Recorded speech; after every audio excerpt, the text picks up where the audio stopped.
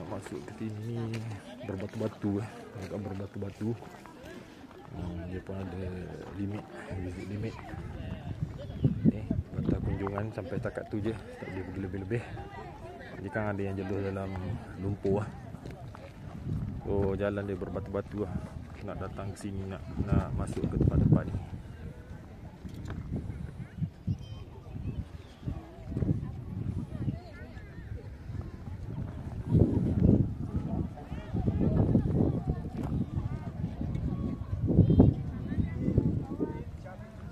Pengunjung datang sini.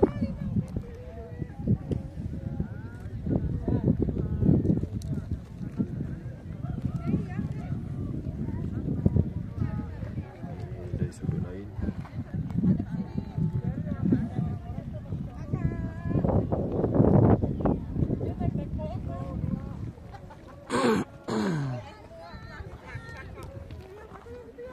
Hari ini kami bernasib baik kerana cuaca baik. Kalau cuaca tak baik, hujan, memang tak dapat sampailah ke tempat ni. Dan tak tahu bila lah pula nak datang sampai ke sini. Okay. Tengok dia punya jalan banyak batu.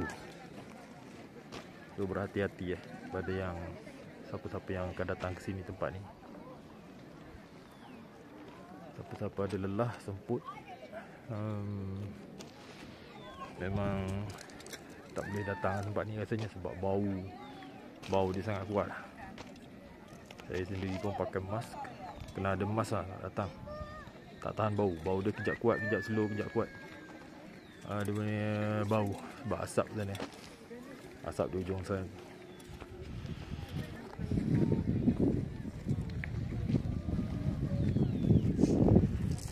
Nak datang ke tempat ni dalam 2 jam dari Bukan. Ini Ciwadi tempat biasanya. 2 jam. Lepas tu nak sampai ke gunung ni memang mendaki jalan yang sangat teruk lah. Kalau kata Pak Sempit, jalannya sangat jelek. Gitulah lebih kurangnya. Kalau kita kat Malaysia jalan teruk lah, berlubang sana berlubang sini, sakit pinggang ni. Kita cuba pergi rapat sikit. Ya, titik kayu. Titik kayu ni rasanya tak payahlah naik. Sebab lumpur dia ni, tak tahu paras mana kaki kalau terselam tenggelam. Kalau nak naik jambatan tu yang pagar-pagar tu kena bayar tu berapa ribu rupiah. 28,000 ke berapa.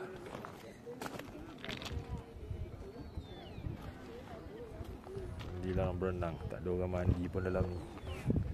Nampak macam air tu panas tapi tak tahulah panas ke tidak. Okay, setakat ni dulu. Jumpa lagi next time, next video. Zoom.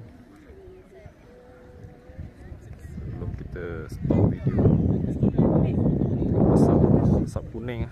Tengok asap sulfur kuning asap dia. Wah, mungkin yang ni yang bau keras sangat tadi tu.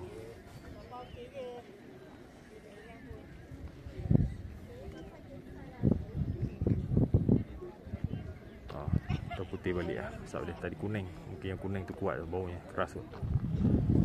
Okay. Salam, sampai jumpa lagi.